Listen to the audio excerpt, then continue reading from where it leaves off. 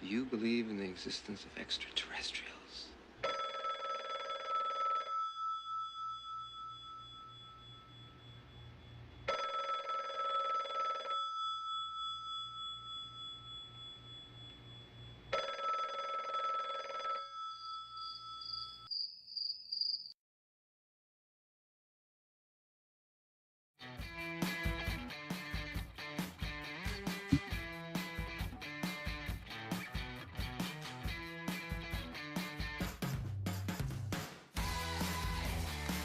Good morning, good evening, or good afternoon, depending on where and when you're watching this broadcast. I'm Thomas Fessler, my friends, and this is Disclosure Tonight. Happy freaking Monday, May 19th, everybody. We've got a special show in charge for us tonight. Let me jump into the studio and get things started, but before I get there, I need to go ahead and stop this stream for 1 second and fix OBS because it looks like I'm broadcasting in 5.1 audio, which YouTube does not like. So give me 1 second, everybody. We'll be right back with it fixed. All right, welcome back, everybody. Sorry about that. Yeah, I watched surround sound stuff through OBS on the weekends, and my mistake, I went and actually had it set up wrong for the start of today's show on that. No, we've got one heck of a show here today. We've got a UFO disclosure update with Lue Elizondo's personal attorney, Ivan Hannel, who's been hanging out in D.C. with all the happenings there, and also recently at the McMinnville UFO Festival with Lou and Jerry and Corbell and George Knapp, and even Danny Sheehan. How about that? Let's jump right into the interview, my friends, and let's get going. What's up, Nanya? Thomas, yes. Your camera's not on, darling. Your back camera. Oh, there we go. Oh, let's get into it. That's all right. better. Ivan Hannel, how you doing, my friend? Welcome to Disclosure Tonight. Good. Oh, there I am. Okay. Yeah. Hey, how are you doing? I'm good. It was a long weekend, and a long day. I probably got in at around 11 o'clock. Right. Fell asleep, woke up to 7 o'clock literally 7 o'clock calls to deal with all sorts of legal stuff. Hearing today, just everything. So it's like it just never ends. Yeah. I don't, we'll see. Well, a couple of weeks ago, you were in D.C. I was in D.C. a couple of weeks ago and a couple of weeks before that. So yeah. I'm sure that's the topic of interest. So we can talk about that. Yeah. Let's jump into it. Then we can talk about the festival next. Let's just talk like normal people and try to see, kind of give some context for things. Let's talk about it. Yeah, go with it. So fill us in. I know you were there. There was a lot of things going on with Disclosure. There's been a lot of statements about things that have happened or didn't happen with regards to meetings and SCIFs and hearings and all that kind of fun stuff, and a lot of fingers being pointed in opposite directions. We've been watching the Senate Oversight Committee, the House Oversight Committee's website every single day, multiple times a day, and checking. And it's not like we ever had a hearing show up on the schedule and that then get taken down. People were going ahead and checking with the House Oversight Committee, and they're like, no, nothing's ever been scheduled. So seems like mixed directions, but it sounds like you may have some clarity on that. Well, in terms of the future, I don't know what's going to happen. I wish I did. However, I am hopeful that eventually there is going to be one or perhaps more, hopefully at least one meetings in a SCIF. But, and I'm sure that will happen whenever it does. I can't, I think, so the future, I don't know, but I suspect that it will, something will happen. And likewise, I also suspect eventually there will be some kind of hearings. I want to delineate or just start out with, there's a distinction between a hearing of either, a subcommittee or a full committee, or certainly all of Congress or a task force, and let's say a briefing. And a briefing can occur in a SCIF, it can occur in somebody's office, it could occur, I suppose anywhere else. So there's a distinction between hearings and briefings. And unfortunately, I think there gets to be a conflation in those terms, because to me, and I'm just talking gut intuition here, I'm not a congressional expert, but I would assume that a hearing requires a quorum of a committee or subcommittee or whatever, and has to be formally announced. There's probably rules in Congress, even just to get the room and whatever else is needed, versus a briefing, which can be, you walk into somebody's office and you give them a briefing. So those two terms of art keep being conflated, and I think that also lends to maybe a little misunderstanding, but but that's the term of art. But that's not the elephant in the room. The elephant in the room people are asking about is kind of what happened, why wasn't there a SCIF, what all of that thing. And I've tried to lend some context to it on X just to calm people down, because I think that I think these things can be managed, but we have to approach it a bit differently, because there's been some statements out there that have been unfair, not only to Lue Elizondo but to others. And I think we need to set the record straight. We need to, as much as I want all of these Congress people to take an interest and to pursue disclosure, I know Lue wants that for sure too. And he's a very, very kind, and he would never say, he always takes the high road. That's his thing. But I don't, and I'm going to say the truth. And if it makes people a bit upset, well, I'm sorry, but I'm going to tell you what I saw, what I heard, and what I understood. And I'm imperfect. I don't, I'm not the best always at knowing every detail, but I'm going to tell it like it is, because the only way, and I put it in a tweet, we have to demand some respect so that we, in the future we are respected and we give respect to. So anyway, go on with your question. We'll keep going. Yeah, well, I think you're kind of also getting about, there was a statement that came out from Anna Polina Luna talking about the SCIF flu and everything, and it just seemed a little off the cuff and not quite accurate. What are your thoughts? It's extremely inaccurate. And, okay. So there was no SCIF flu.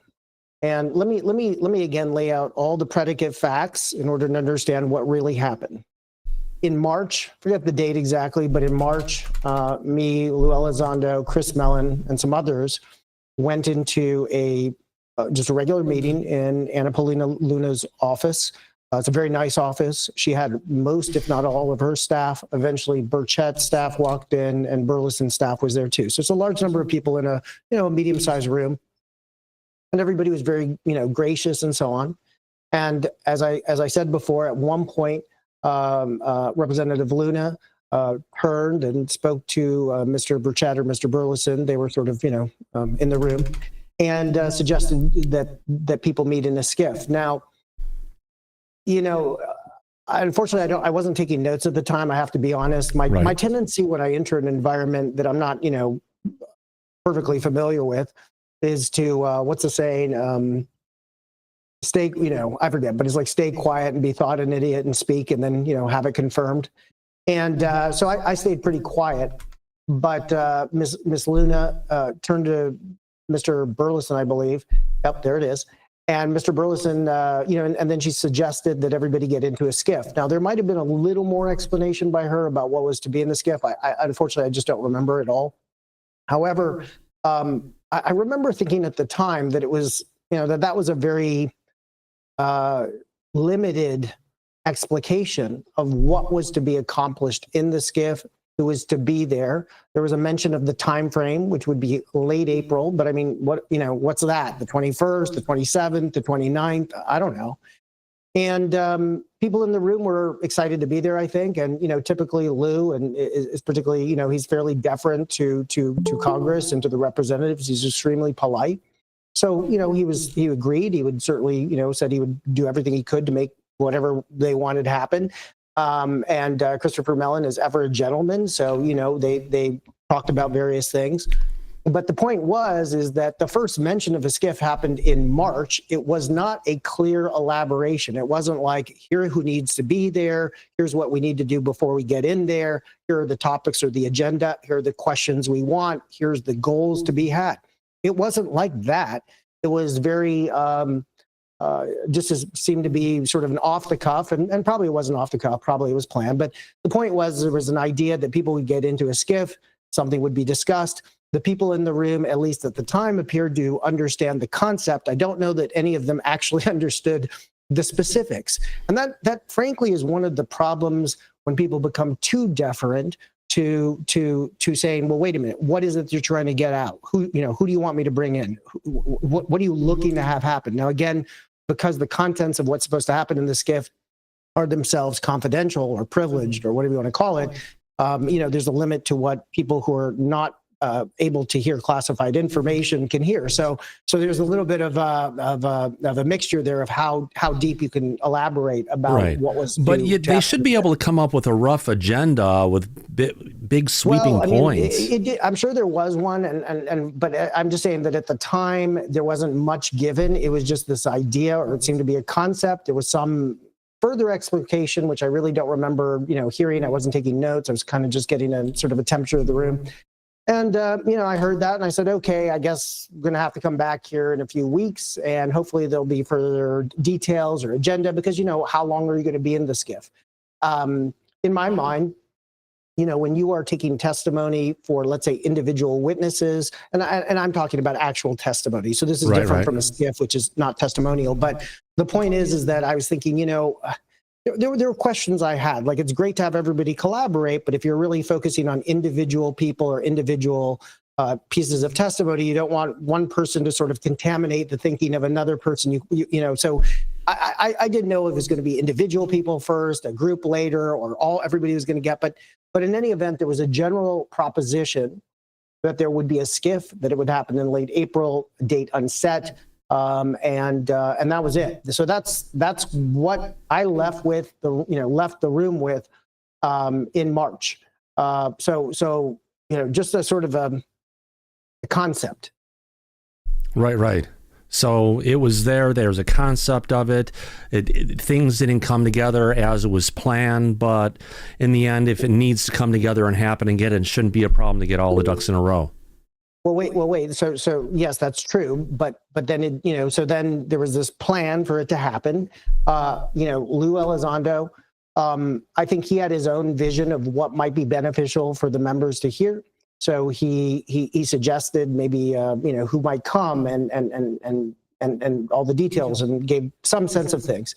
And, with the best of intent, saying, let's bring in people from this part of the government, that part of the government, this person, that person, and really spent, I know I wasn't really involved in all that wrangling, but because I frankly didn't hear much for about a week. So a week after the meeting with Miss Luna, I didn't really see a lot of the traffic. Now, I wasn't involved in particularly the planning part of things, sort of all the details, but I didn't see much traffic at all until about maybe April 20th, like a week before things were supposed to happen, maybe a little bit before that. And so that was curious to me because, I plan everything pretty clearly. Yeah.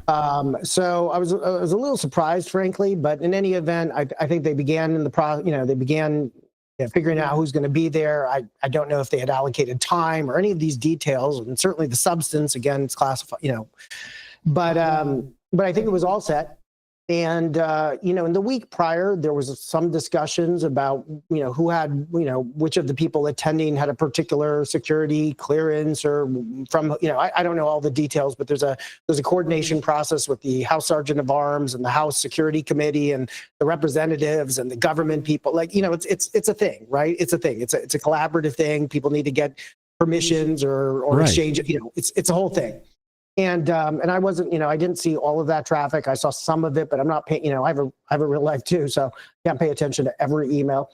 And but at the end of the day, the week before the SCIF, although I began myself to have some significant doubts that it would happen, and I think I frankly expressed them, but not to Congress, but internally I said, boy, I'm curious whether this is going to pan out, because it seems like there was some issues happening. And I wasn't sure what they were, but it was just a gut intuition. But I said, no, okay, whatever. The ticket's already arranged. I'll go out there. Flew out there from California. It's a pretty long trek for me. I got to drive into San Francisco, that whole mess.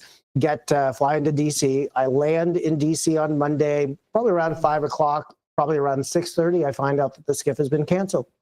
The explanation given is almost a non-explanation. It is as banal as you could get, something about legislative something, but it was very, very generic.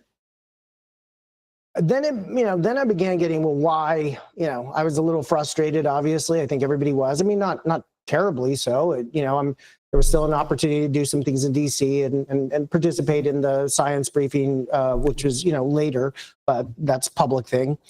So I thought, well, we'll make the best of it and I'll meet with some people. And I even thought maybe I'll get to see some of the museums in DC, which I've really never done. But, but then it was canceled. And later, Representative Luna did her post and said it was due to Mr. Rush's security clearance issues. And of course, immediately, that was not the initial reason given. Now, there was a reason given that had to do with the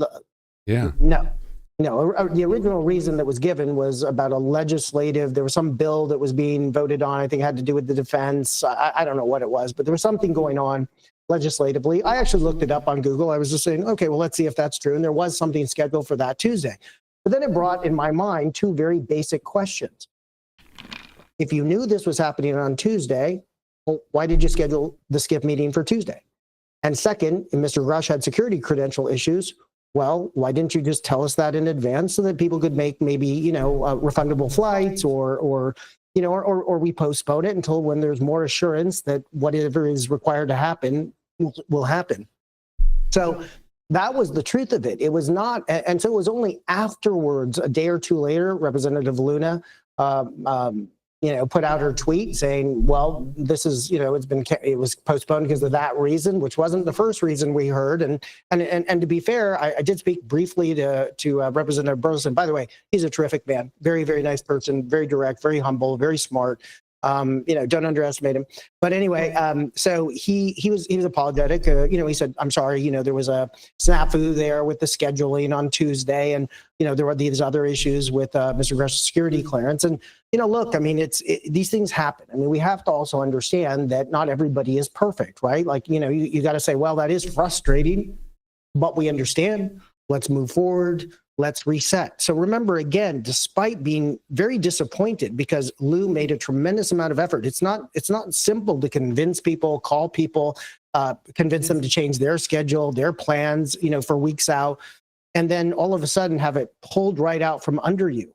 And of course, and I'm being just very direct here, Lou himself would never, be as direct, right? He always takes the high road. He's just that kind of guy. I can't get him to even be otherwise. That is who he is, for better and worse. And there's some good parts to that. And there's, it also can cause some problems, but he's just a very good human being. And he was like, all right, onward and upward. It's frustrating. Let's reschedule. Let's try to do this.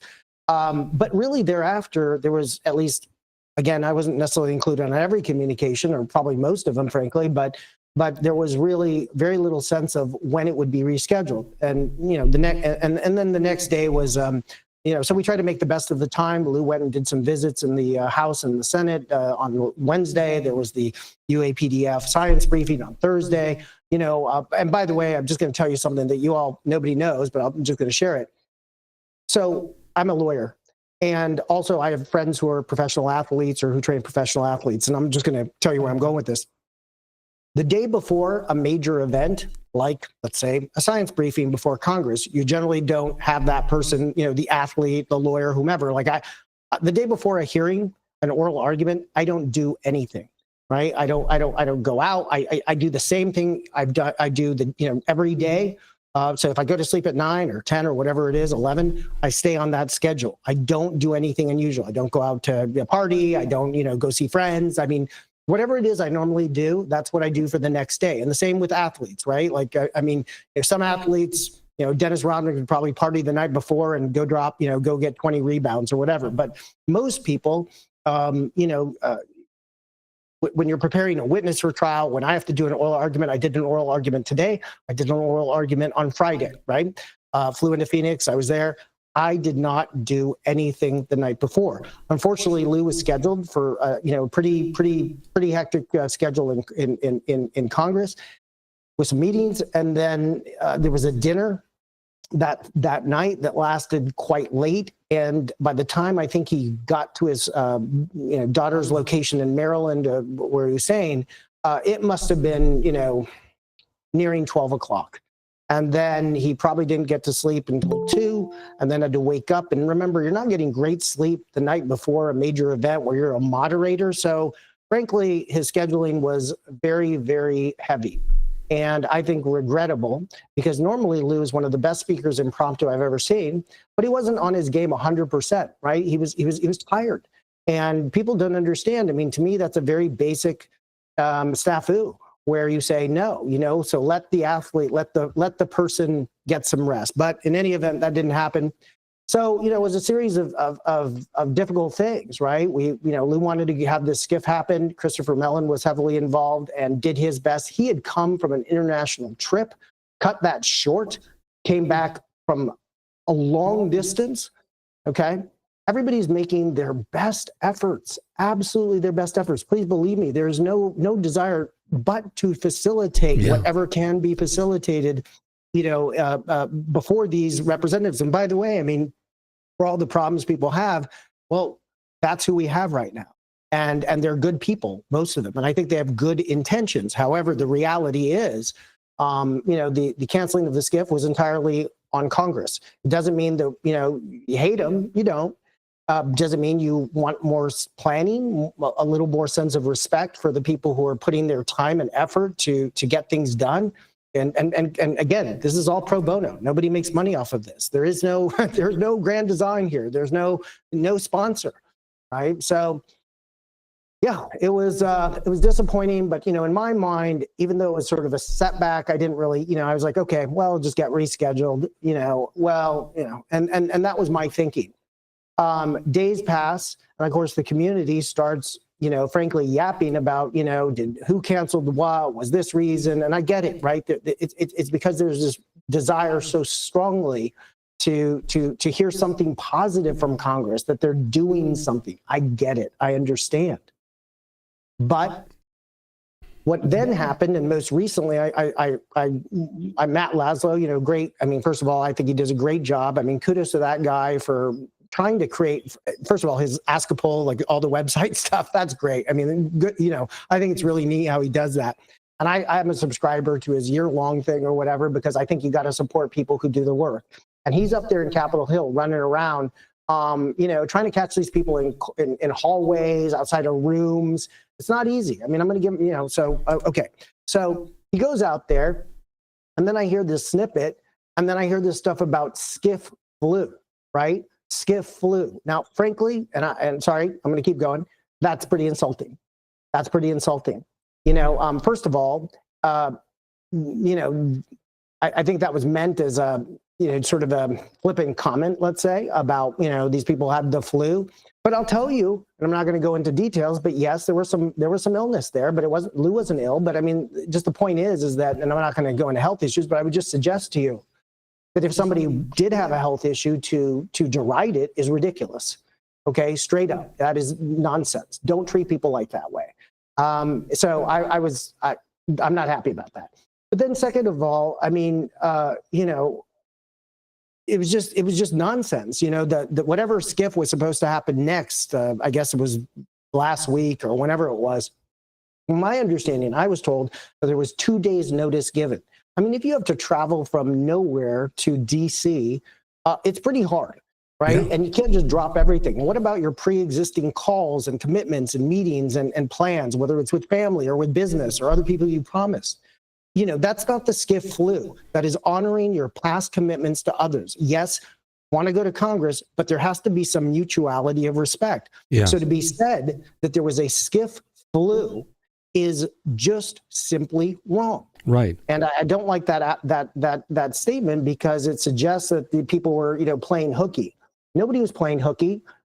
You got to give more than 2 days notice. Yeah. It's about organization, organizing an event like you put in your tweet 23 hours ago. It should be sent in advance, confirmed, all clearances done, no pulling back. He'll make it, and I'm sure everyone else will make it, but it just has to be scheduled on a time frame that doesn't take into consideration thinking that everybody lives in DC and will drop their life and spend whatever it would cost to come to rush to DC for it, when it could have been organized, scheduled, and planned accordingly. It is utterly simple to do this. I mean, the actual process of coordination and security and all of that stuff, you can understand why it takes a minute. I get that. So that's fine. But but to cancel somebody on a meeting, right? To cancel a meeting on somebody at the last minute, literally people have landed and they're like, well, what do we do? Right.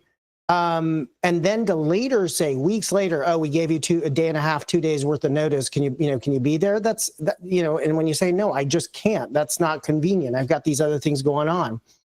I mean, when they're paying their own way. And even if, look, I just think this is not the way to do things. Right. So that's, so I find that frankly, not a positive way I mean, really the opposite is true, in that sense. And frankly, I don't know. I want to be clear. I'm not saying that, Congress has any conspiracy or they're trying not to hear things or the community always goes exactly to the other side of the ship and, the ship starts turned to the other way. It's not true. I think they want to get the information, but there needs to be simply a better logistical and communication strategy for making things happen. And this is, I mean, really, it's not that hard. It's not that hard. So I think it can happen. Lue remains, I know, perfectly willing to come to Congress and to bring others and to collaborate with others and to make things happen. And some have already spoken with Congress apparently, and that's, or with those members, and that's great. So happy for the good things, but let's not get it twisted. Lue never came out and made one complaint about the fact that the SCIF was canceled arbitrarily or seemingly without notice, if not arbitrarily, but without notice. He never complained at all about it. Took it on the chin. And then weeks later to hear him and Chris Mellon and others were having to SCIF Lue. No. Don't do that. No. Yeah, I would have to agree completely. We've got someone in the back who's had his hand up for a while. Ed Brown. Sure, I'm sorry. Go ahead. Ivan, I just wanted to ask you a couple questions on that. First of all, you're doing a super job of summing that up for us. We're getting a very good feel of it. And I can draw two conclusions from what you've said so far. Either total incompetence, and you alluded to this in the back room even before we went on. The staffers are just not able to coordinate among themselves to get those. Wait a second. Hold on. Wait. Just, I want to caution you here. The staffers are always, I know what you're saying, Ed, but let me just be clear. The staffers actually are some of the nicest people who tried to do the best job. Remember, if my paralegal screws up, and this is real, it's not my paralegal's problem with the judge. It's my problem. Right. So remember where the responsibility holds. The staffers do a good job, but they can only do the job that they're given to do. So I just want to clarify, because there's too many people who are like the staffers and the Congress people. These are different things. Staffers are usually younger people, not always, but they're younger people. I'm 54, so to me, when you're under 50, you're younger, right? You're not really young, but you have these people who are really good civil servants, live sometimes 3-4 to a room in DC, are tasked with a particular kind of domain or subject matter expertise, given, stuffed into rooms that are pretty small, right? That's where they were. I just want to give you some context. Let's not just conflate the staffers with the accountability is on the rep. Okay. Well, Ivan, I'll back my statement up. I didn't mean specifically the staffers working. No. I know you did, but I just was taking the opportunity, Ed, to just clarify for people out there that don't throw the staffers under the same bus as the reps. The staffers do a good job most of the time. Yeah. It's usually not their problem. Okay. Well, my intent is really to point out some of the people in the administrative positions that work, administratively to make all this fit together and to schedule it. It looks like if it's going to be a screw up, that these people are incapable of putting together a plan that is going to have the SCIF available at a time that it doesn't conflict with other activities. That's one, but I really think it's the second one. I said there were two things that I got out of what you said so far. Sure. The second one is, we've been waiting for David Grush to testify in a SCIF for almost 2 years now. And everyone keeps saying it's coming, and we're still not there, which leads me to conclude somebody is holding this thing up. Well, I'm afraid of throwing out the word deep state. Everyone uses no. But and you just said a minute ago that you don't want to go there, but who could be holding this thing up is the question. Somebody's holding it up. Look, I can't speak to what aspect of security clearance is being held up or for what reasons. And I mean, to me, I also don't know why they just don't have it anyway. Right. Like, I mean, if he can't get his stuff, still get the people in there. And, but I understand that the Congress also wants him there, or those members do, so that he can maybe help to inform them or ask better questions or whatever. So I understand it's kind of a yin yang thing. Sometimes you got to go in without all your troops and just get it done as best you can. But on the other hand, if you can postpone it, it really is, I don't know anything. I can't speak at all to security clearance issues. I don't know what they are. I don't know what's holding it up. I don't know when they will be reconciled. But I do know this. Don't schedule a SCIF. If you want David Grush in the room to have all his clearances and whatever so that he can do whatever he intends to do there, and then don't invite people until that's done. It's as simple as that. And if you know he has a clearance issue, wait until the clearance has been taken care of and then schedule the SCIF. It's right, like putting the cart before the horse. Like you can think of 1,000 things. Maybe they thought, oh, it was coming, right? But then it didn't. You never know. But the point is you give somebody a sense of, hey, this is tentative, book refundable tickets. It may be called off at the last minute. Some context helps. So then to just get, with no context whatsoever, to suddenly get, you've got the SCIF flu. No. I mean, that's unacceptable. Yeah, I'd have to agree completely. Quickly, Sergeant Daniel, you have your hand up as well.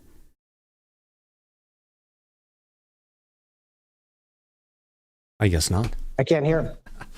Daniel, let me jump back in real quick. Yeah, I'm right here.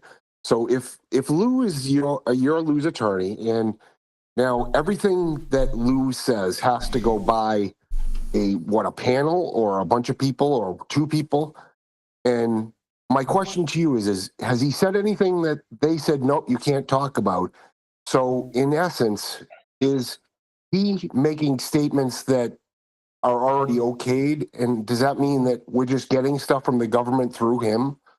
And you know what I'm saying? I mean that's my question so first of all, I mean there's I know that listen, I don't, first of all, I don't think he's getting told by anybody what to say, and he's always trying to go to the outer limits of what he thinks he is allowed to say. Remember, he is not Edward Snowden. He's not simply going to spill whatever it is he knows, because he doesn't believe, and I want to clarify this for everybody, Lue is not the kind of person by character, temperament, personality, background, history, and life to break the rules, to change the rules. He is a believer in law, and you follow the legal process. That's why he followed the legal process. So he will follow that legal process as far as it will take him. But he will not, again, break rules, laws that he believes, whether he agrees with them or not. There's many, I'm sure he doesn't agree with some of them. But nevertheless, and he wants, he believes America can handle the truth.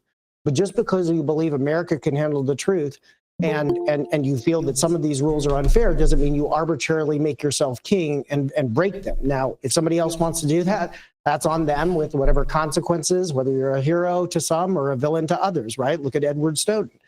There were good things he did, maybe bad things he did. And, how it ended up, well, I don't know what the result is, right? Well, is he running on assumptions? Is he running on information directly from the government, from the DOD? That's what I'm questioning. Is he just going by what he thinks he can share without getting in trouble, or by what you tell him he can share, or is it by the DOD directly? No, let me be clear. I don't tell Lue what he can share or what he can't share. If he asks me for some advice, I might give him some strategic advice. But Lue is his own person with his own brain.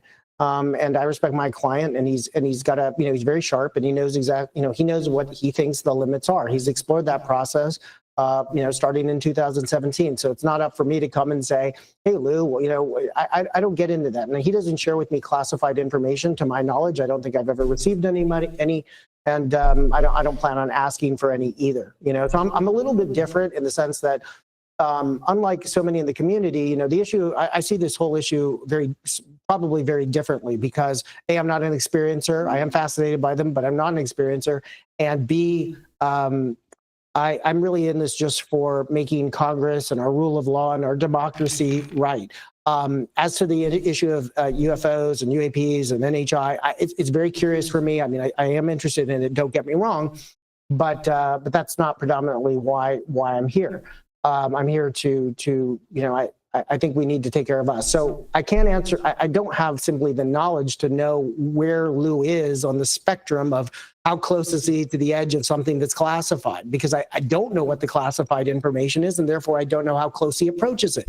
But I would suspect he approaches as far as he can, and he does that in whatever legal way. But when you're talking to him, you're not getting some sort of government sanitized version of things. He's telling you, what he believes he is allowed following the law as it presently stands, to his understanding, but at the same trying to maximize the chances that the powers that be do their job. And remember, it's not Lue Elizondo. I mean, this is one of the problems, frankly, with the community. You invest yourselves into individuals, whether it's David Grush, the weight of the world is on him. And I've never met David Grush, and somebody was saying something today that was a little bit snippy at him. And I said, no, absolutely. And I never met the guy. I don't even know if he likes me, probably doesn't.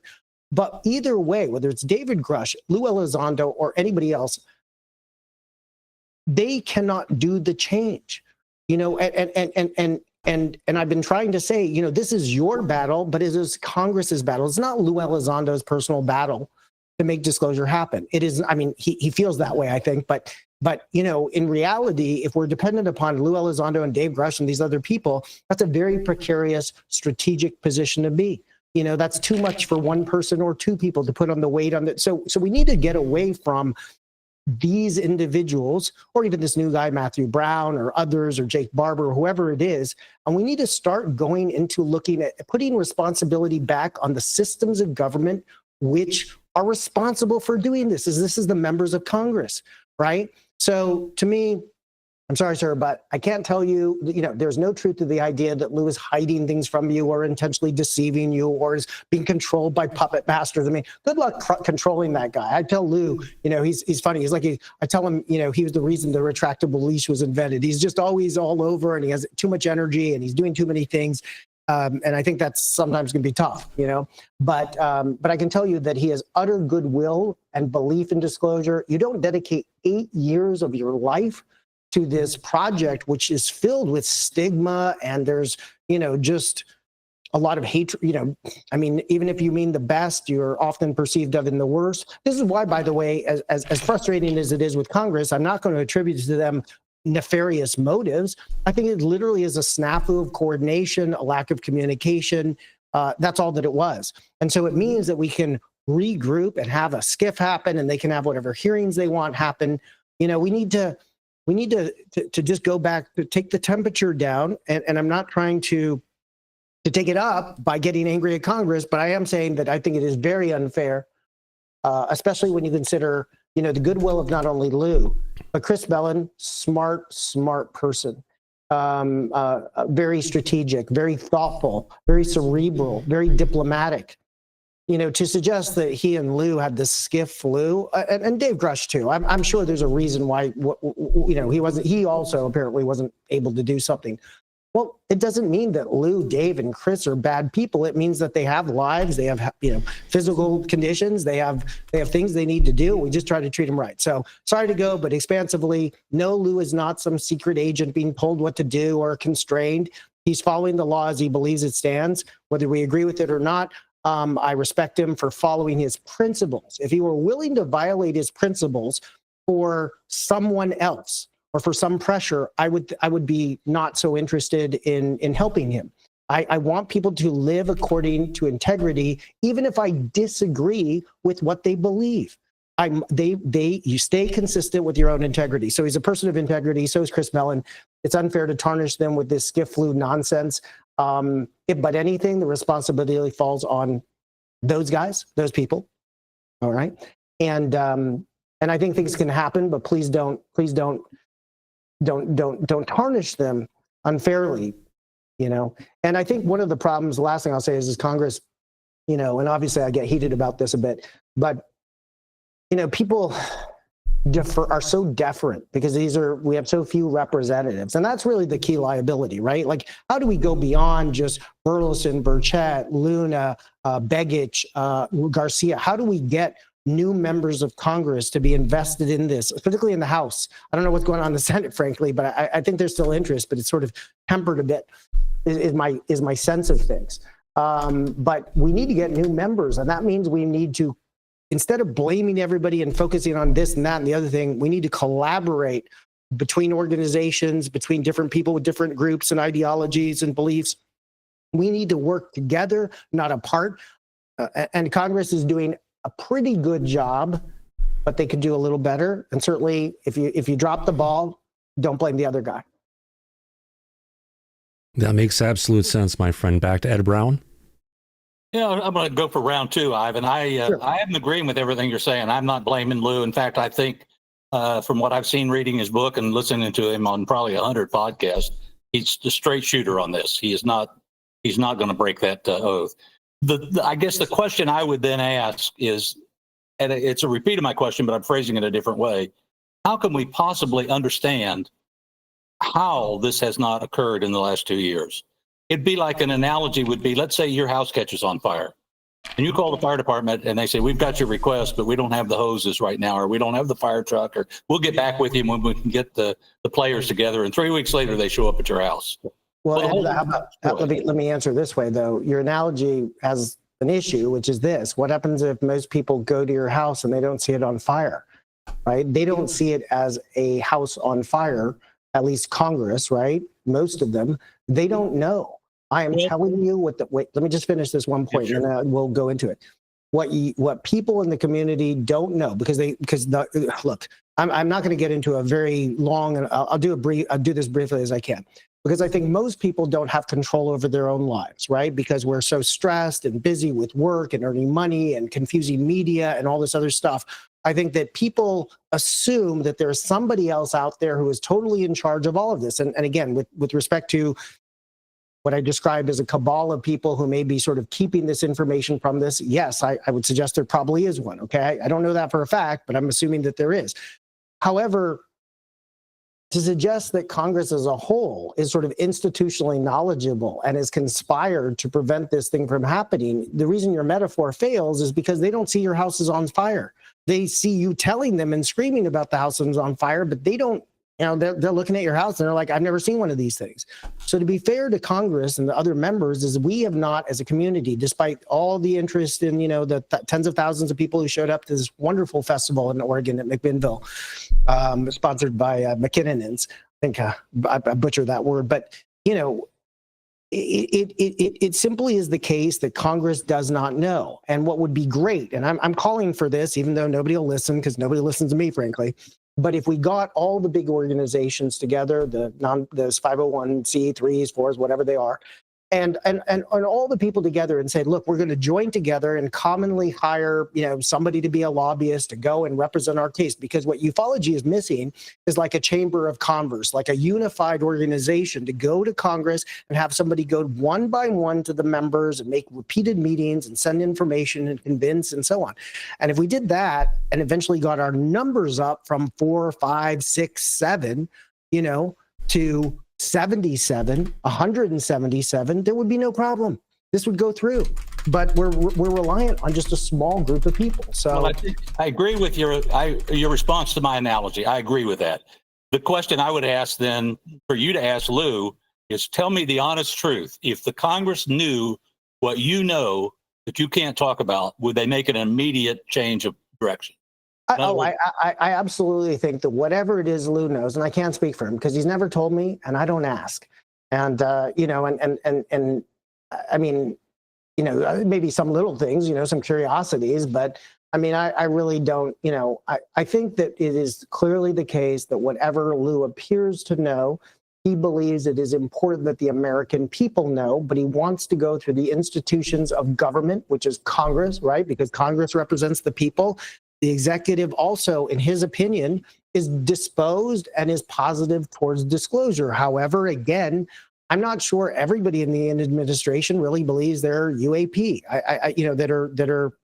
That are not really at some point going to be explained by something very prosaic. So again, I think that we're just in a situation where people do not want to comprehend that there's not a conspiracy necessarily in Congress as a whole. That Congress is simply mostly uninformed, and we have to, instead of being so fractious and pointing out that this guy does this and then putting all the weight on a couple of people, to coordinate and collaborate so that we can actually engage Congress in the way traditional lobbying happens. Think of the hospital industry or the forest products industry or the car dealer industry or the real estate industry. They all have organizations which are funded to actually go and spend day after day after day meeting with staff, meeting with Congress people, sometimes handing them, checks. Now, maybe we don't have the money for that. I get that. But we should be able to collaborate and create a lobbying group purely for lobbying that is or that represents not just one group's view, but all the group's views, right? Getting all the pieces of things and saying, okay, you go in there and be our champion and try to get something done. And if we did that, I think we'd have much more success. But again, it has to be a collaborative approach. So, it's going to be, it's kind of like how GM and Honda and Toyota and Mercedes, they all compete. But they also contribute to one organization which goes in there and says, hey, take care of your car manufacturers or car dealers. Same idea here.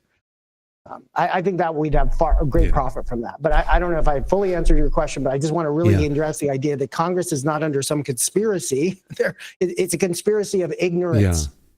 And we can fix that. And potentially, if you want to have a lobbying organization to get out there and do lobbying for UAP disclosure, the hard fact is you're going to be going up against the billions of dollars coming in from the military-industrial complex. Look, the people can do it. And look, we have great organizations out there which are trying to do things. Obviously you have the UAP Disclosure Fund trying to do things. You have Danny Sheehan's New Paradigm Institute. You have, you have these sort of scientific coalition, which has its thing. I don't know all the organizations, frankly, but whether it's just a new organization or a collaboration amongst existing organizations and people, we need to unify, right? There has to be unity because we're not, a house divided. I think Lincoln said something, a house divided will not stand. We are a house divided in ufology. We 100%. Need to unite. We need to unite and just say, look, I know you think, all the aliens are wonderful. And I know you think all the aliens are evil. And I know you think there's something going to happen in the future. And I know you think there's time travel into the past. And I know you think it's these people and that people. And this person's a bad actor. No, how about all of us work together and we'll just find out.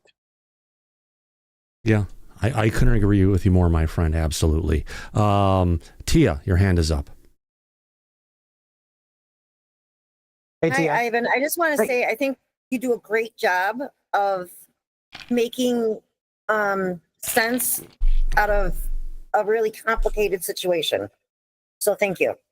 Well, thank you. I feel mostly confused and baffled, frankly, most of the time, because, I always feel, very busy and tired and lacking attention, so I'm not, any kind of savior or hero, but I just think that this is a task that is manageable and can be accomplished. What is at the end of the rainbow, guys? I have no idea. I don't know that there's UAP or NHI. I suspect there is, but I don't know. I'm not experienced. I don't have any inside information. I never seen a video, which I was like, yeah, that's definitely, I don't know what to expect. You could show me a perfect video in 4K, 20K of some UFO. And I'd be like, yeah, it's weird. I've never seen that thing, but I don't know if that means it's something, I wouldn't know what to do with it. I'm not that guy.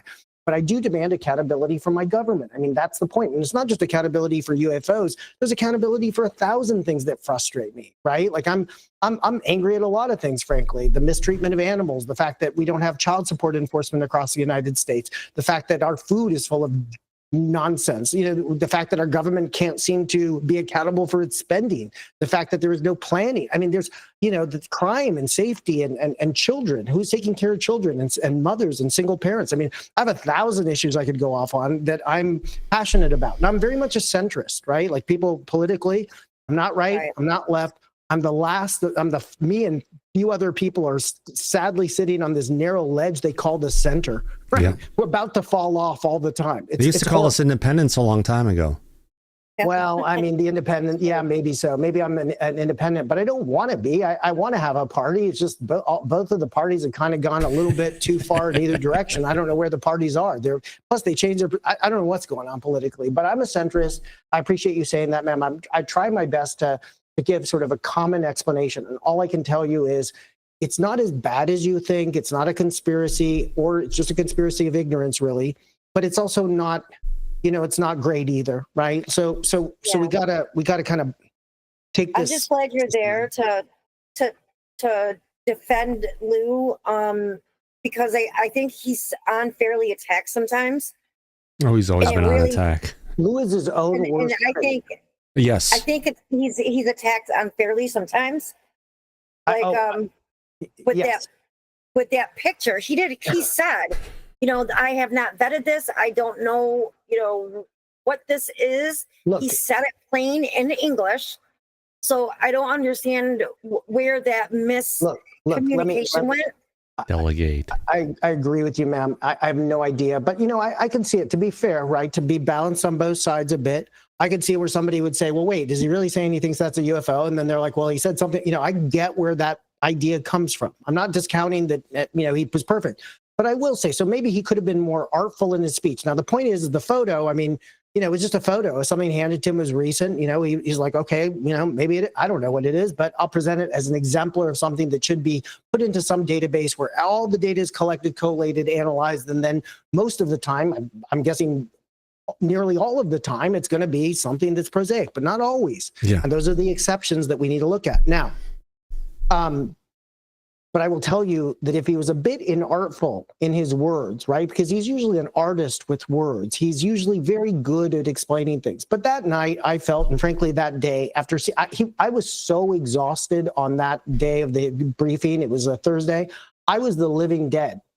Okay. Lue is up there in the spotlight, right? There was not much advance, frankly, planning of the agenda and the structure of that meeting, of the science briefing. So he was very much, I wouldn't say winging it, but it was not as structured as you'd love. And there was not much rehearsal, if at all any. And he did his best to, give time to people. Avi Loeb spent a great amount of time explaining his point of view on things, which was wonderful to hear. But, and there was a certain amount of time we had for everything. And he's trying to get people, and he's paying attention, and he's listening to people, and he's under the microscope of the camera. There's some audio issues going on. There's a lot going on, and he's doing his best to manifest a good result. And unfortunately, he didn't, if he had been more fresh, maybe he would have said something like, look, this photo, I don't think it's a UFO, not me. However, I was handed it by a pilot, and therefore I think these types of things need to be addressed. Look, right. Maybe if he had been more fresh, but you put somebody through a marathon the night before and the day before and fly in from, this is insane. I would never do that with a witness of mine. All right. My witnesses, I tell, we prep like crazy. They come in, they say to me, Ivan, your deposition was horrible. Like, the prep was horrible, but the result was usually very, very good. But it is a whole plan thing, and it wasn't done that way. And to be fair, Congress didn't give us much notice. It was a combination of things. Baloo meant that with great and good intent. He did not want to confuse anybody. He did not want to be obscurant. He wasn't saying he thought it was a UFO. If anybody thought that, no, it was a pilot's photo. If that was incorrect, then that's what he was told. He can't verify everything. He's not, he's not forensic UFO analyst. He's just presenting information and trying to keep the momentum going of the point of that, which is that we need to collaborate and get information out of its classified silos, which should never be, a lot of this stuff is taken on iPhones. Why can't we see that, which is Chris Mellon's point. So there's a lot of good points that were made from Avi Loeb and Mike Gold and Ana Brady Estevez and, everybody there. And of course my personal highlight was Dr. Eric Davis with the, with the 4 species. I never heard of physicists. To me, I was like, well, is this going to be front page news? Where's this coming from? I spoke to Eric Davis in the dinner before, which is a highlight. I spoke to him very briefly. I actually, and this is a funny story, and now people are going to hear it, but I'll just say it. I literally was in the back of a Jeep Liberty. Lou rented a car, and he's there, and to make sure that Eric Davis was, seated in the back seat properly, and the other guests, I jumped into the back with the luggage, right? So Lou's driving, at 11 o'clock at night, tired as all can be.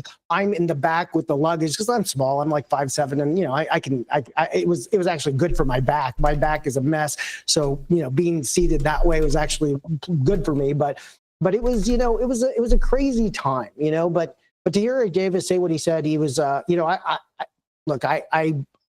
don't know what to react to that except to say I believe he was telling his truth about whatever it is he was read or reported to him. And it seems to be very interesting. I don't know if it's the truth, but I'm curious about it. It would be very surprising. So I was really, and by the way, he's a very, very nice, interesting person. And, I had some questions for him myself and got one of them, and it was great. So Look, he's great. The panel is great. Everybody tried their best, but this is an imperfect process because we're all human beings. The Congress people are human beings. They got a job to do. They could do a bit better with the scheduling collaboration part of things. Fair enough. We got to make sure that our people are refreshed and not tired and, ready to go. And we just have to choose dates that are convenient for everybody. And we have to have a good agenda so that we have an objective to achieve. I mean, these are the most prosaic things ever, and they should be done, and they can be easily done. Well, thank you, Ivan, very much. Thanks. I don't know if I answered your question or if you had one. I tend to go off on my head segues, but go ahead. Go ahead. Anybody else, and then we can talk about some other things. Corporal Abe, and then we'll get on to talking about what happened in McMinnville. Sure. Hey, Corp. Hey, Ivan, thanks for coming and the transparency and your insight into Washington, D.C. I think that kind of helped, at least with me personally, with a little bit of Luna and a little bit of insight onto Lou. My 2 points are, I was a firefighter, and sometimes I've shown up to homes where there is no smoke, there is no fire, but still there's a major carbon monoxide emergency among others. Isn't the lack of unity in Congress and the fact that they can't see a clear and present danger sort of reminiscent to the issues with like 9/11 and Pearl Harbor, when just 24 hours ago, the FAA released information saying that an F-16 was downed by a UFO or a drone or whatever it was. It doesn't matter what it was. We need Congress to unite now, and we need some reaction now. And this lack of professionalism exacerbates these little problems like the issue with Luna, the issue with Lou, right? It turns it into a major fire. That's where I'm at.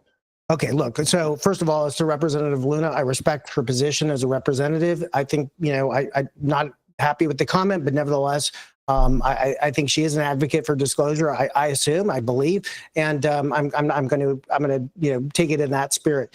But as far as your point goes, Lou makes the point that we need to, the technologies of drones, and this does not have anything to do with drones, but I've spoken to some people who say that there may have been, for decades now, some very advanced technologies in drones that may not be familiar to the American people. And we heard recently Trump say twice some surprising statements that just go completely under the radar, that we have some advanced technology that other people don't even know about. I mean, what is that technology, right? And, he's not going to probably tell us, but those are some very interesting ciphers or statements rather that I don't know what to make of. But to your point, Lou very much believes that we should have a national intelligence estimate that Congress has updated annually to assess what are UAP, what are drones, and where there may be some conflation and possibly some derivative technology. I don't know.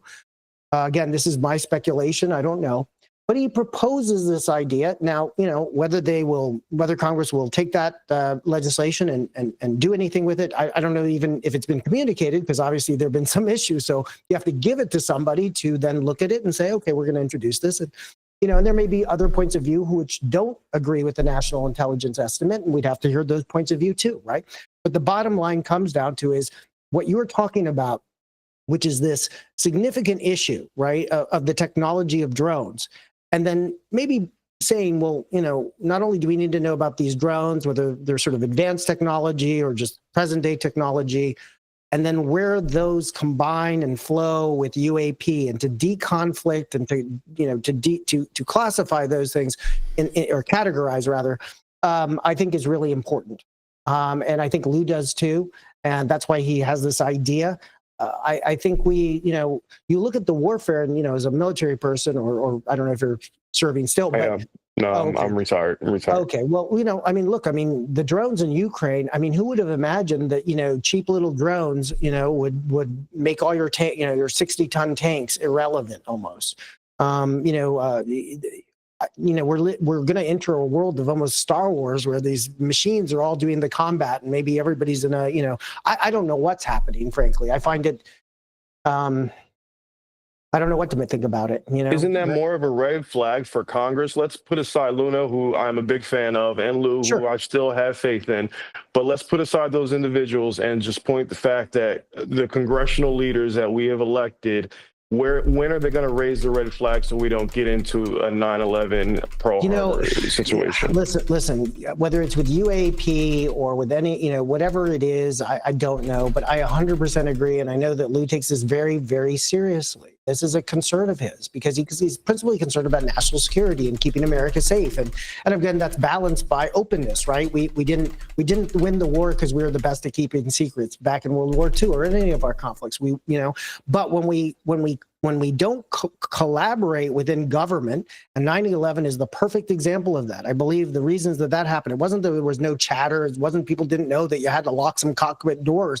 It's that it required a synthesis between, the airlines and airport security and intelligence and, visas and foreign intelligence and all of that. And so we failed. And 3,000 Americans died. And I never forgot that day. That might be one of the worst days of my life. The Challenger, you saw that. I was like, I remember that when I was a kid. 9/11, I was so angry that day, so upset seeing people. I joined the military because of that. Yeah, seeing people jump from that building, knowing that they were falling to their. Yeah, it was a tough one. Yeah. Thank you, Ivan. I appreciate it. Yeah. Now, okay. if we can. Anyway, this is the serious stuff. Yeah. UAP, NHI, drones. We need to take it seriously. You see the drones coming and destroying planes on the tarmacs in Ukraine. And frankly, I'm glad. I don't care what happens to the Russians. I'm not a pro-Russian guy. Whoever is, sorry guys, that's not me. But and I think I'm a very strong supporter of Ukraine. They're not perfect, but no one is. Nobody deserves to be occupied, and the Soviet Union has no damn reason to go back to being its old, giant evil empire. Nobody's invading them. The last invasion you had was by lunatics in Germany. Now they're rearming because of what you've done in Eastern Europe. So anyway, I can go off on Ukraine later. But the bottom line for me comes down to is look, we need to take this issue of drones seriously. We need to deconflict them from UAP, and we need to stop stovepiping so we work on all of these issues, whether it's UAP and NHI, whether it's drones. Let's figure it out. And guess what? As Americans, and I'm an American, and I'm very proud of our country, despite its tremendous imperfections, I get it. But when we work together, when Americans work together, we produce and can perform at the highest level ever, right? And that's what we need. I couldn't agree with you more, my friend. Yeah. Okay. Let's keep going. And tell me what else you want. So those are my perspectives on Congress. No disrespect to Luna or to any of those other people, but let's set the record straight. Don't throw other people under the bus. They didn't deserve it. Chris Mellon served his country so well over these years. And let's hope Congress doesn't take the same legislation that's failed twice and try to push it out there a third time, slice it up into smaller chunks that Look, I get it. I don't know what legislation is going to work, but let me give you a metaphor I was thinking. I don't know. It could have been something that Lue said. I could be I might be conflating. I'm tired. But there's a story where, there's a story of somebody who's very hungry and they show up and they're wandering and they're starving and they happen to walk into a town that has a bakery.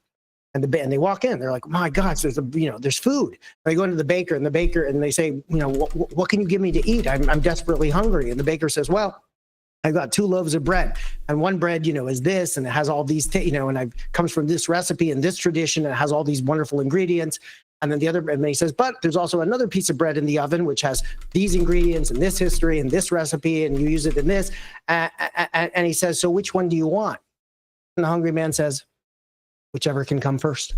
So to me, let's be practical about this. Whatever will make it work, let's support it.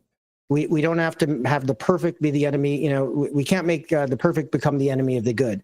So whatever legislation we propose, I'm not quite, I wouldn't say I'm totally agnostic about it, but I'm a fan of anything out there. So Sean Munger has his Registration Act or Registry Act. You have UAP Disclosure Act, which may or may not be successful, but maybe parts of it. I don't know, right? Maybe there's something new that we haven't heard of. Maybe the National Intelligence Assessment, maybe some legislation just to declassify, as Chris Mellon proposed, photos and videos which do not reveal sources and methods. There are just so many different opportunities, and we don't have to be enemies of each other. We can say, okay, if that doesn't work, let's try that. If that doesn't work, let's try that. If that doesn't work, let's try that. But let's work together to push them all. Yeah, and Tim Burchett is back with his bill that he's had in the past, HR 1187, which is the, what is he calling this? A UAP Transparency Act. something that hasn't been voted on yet, brought in February, says basically it's really short and sweet. Just stop the cover up, release all the information. Well, look, I'm in favor of anything that'll work and get the support of Congress, but I'm not going to say that one versus another. Let's just do the work so that we can get something passed and start making some legislative headway. I think that is the hope. Yeah, I would have to agree with you 1,000%, my friend. Yeah, now, I guess so if we can, I'm a fan of everything, and I'm not going to be negative against anything. I have my preferences, we all do, but I think we should engage each other in the spirit of having open minds. Yeah. Open minds. If we keep our minds open and our hearts relatively open, I think I just want to see something go through and not get trashed and thrown out the door. That's all I was saying. Even if you want to go UAPDA, again, slice it into smaller chunks on the hopes that some of this stuff could possibly get into it. Maybe that's the way to do it. I don't know, right? Like the problem is, from my perspective, is you only have about maybe, and the way I count it is we have under 10 representatives in the House. Maybe it's 15. I don't know who they are, but I'm assuming maybe, I can count about 7 or 8. So let's say there's 6, double the number who are really, who are interested, but just staying quiet. That's possible, right? Somebody's just keeping the finger on the pulse, but doesn't want to come out there and become involved in all of this craziness. But that still leaves 425 other House members who are pretty, they're untilled soil. Yeah. Well, let's go grab some of those. Let's find some new ones. Yeah, 100%. I agree with you.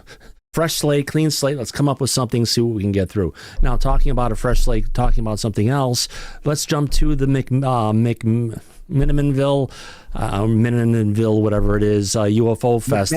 Oh gosh, I'm going to blow it. That's terrible. Yeah, that was an amazing festival. It's in a town outside of Portland, Oregon.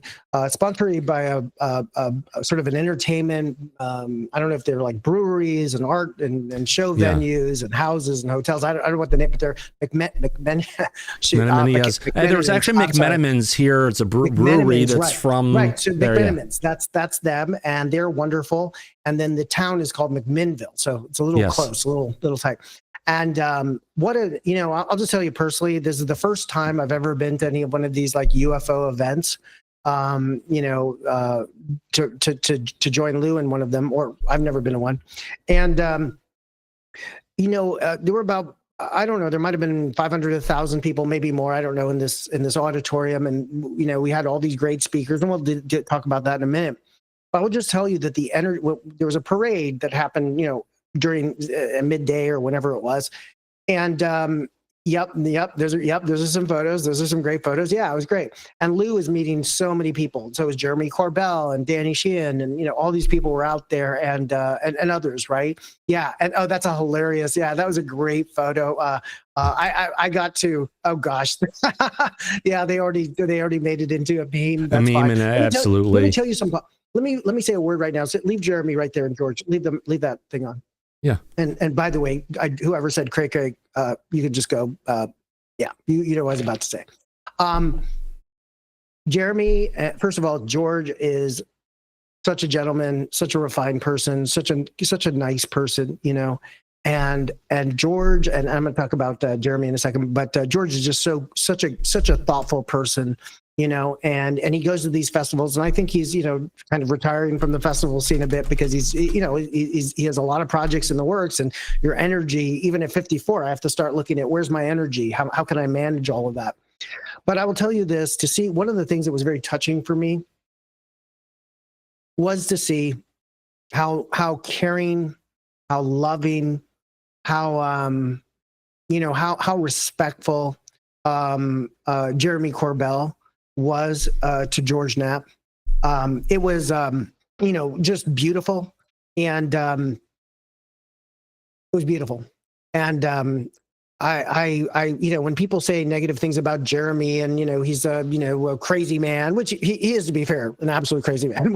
Although I'm pretty crazy too, so we had some fun. But he just had so much.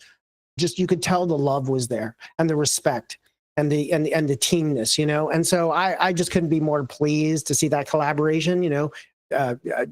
George is older, and Jeremy's probably my age, and just to see that collaboration between the sort of exchange of the generations, and passing the torch on, and just the due regard and respect. You just really, it said something really powerful about Jeremy to me as a human being.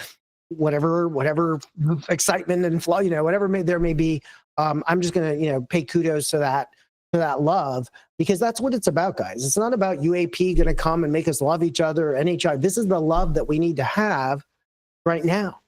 So I was very impressed by that. And so that's one thing I would say. And the last thing I would say is about Jeremy is, so he is so fun. He is so fun. He makes it a party. He makes it, and he has his own point of view, and he tells it to you, and he's straightforward, and he's a wild man. And he was a terror driving these little golf carts around in the parade, doing circles. And believe it or not, I was hanging off the back of one of these carts with Lue and another friend of ours named Tucker, and Jeremy and George were in the golf cart, and because of our weight and Jeremy choosing to gun it, he did a wheelie. Jeremy popped a wheelie at a UFO fest. It was wild. It was fun, and it was great. But it was just such a fun time, and the crowd was insane. I'll tell you one thing, guys. Because we're appearing remotely, so there's some of you have friends who are into this and all that right next to you. But for the most part, to be there with literally, I don't know how many people were in the town on the streets, but as we started to go, I thought, oh, this is going to be a small parade and so on. It was huge. It lasted at maybe a mile, half a mile. I don't know what it was. It was maybe 3/4 of a mile. There might have been 50 to 50,000. I'm pretty sure is at least sort of a reasonable low end guess. Maybe up to 75 or 100,000 people on the streets. All of them, some in costume, some with dogs in costumes, with babies, with families, participating in the spirit of this event. And it really rejuvenated me as just, myself, because I thought, well, you don't feel alone. You don't feel like you're that lone weirdo who takes this seriously. And honestly, as an attorney, there's not many of us, who want to dedicate time and effort to this, or they're all, there are, but they're quiet, they don't want to do it. So just to see, those were touching things for me to see, Jeremy and George and their friendship, family almost, it seems, to see the crowds who were so enthusiastic for Lue and for everybody in the place. It was just awesome. Yeah, sounds like an absolute phenomenal time. We've got a bunch of people that are all hanging out at the parade and everything going on. Yeah. But it appeared that you even got to hang out with Danny Sheehan for a bit. I sure did, and let me just take a word, because I had a little issues in the past, but let me just share this about Danny and all that. So I saw Danny and George, and their energy, Danny also in particular, his energy level is ridiculous. Like, I'm off in the corner, about to keel over. I'm so tired, and that guy just pushes and talks. And there were some questions, a really interesting question from some audience member about sort of the ontology of this during a panel. And, it was, and Danny and I met beforehand, and we had a couple, we talked for a little bit, and just really wished each other well. And, and we're gonna do good things. But let me tell you my actual thinking. So I saw Danny doing all that he was doing, and I saw George, of course, with all that he has done. And both of them are, in their 70s or maybe even early 80, and they're in that demographic. And I thought, they deserve disclosure so much for all their historical efforts, regardless of whether I had agreed with everything or, regardless of the past. There is no question that they, amongst all the others, and look at Jacques Vallée and Hal Puthoff and, all these people who are, getting up there a bit, right? To see them to have been such powerful advocates, and to make me think, yeah, that's our photo, that's great. And that was at the breakfast thing, and Danny was just killing it, Lou was killing it. They just had such a great time. But here's my point. Those, Danny has really done the work for 40 years. Back in the 70s and the Vatican and the UFO stuff. And to have endured, as he and Jacques Vallée and Hal Puthoff, all these people, to have endured, frankly, the stigma, the ridicule, about talking about. And so in my mind, I was like, let's go back 30 years when they were, 20 or 30 years when they were my age, right? Let's go back, some distance.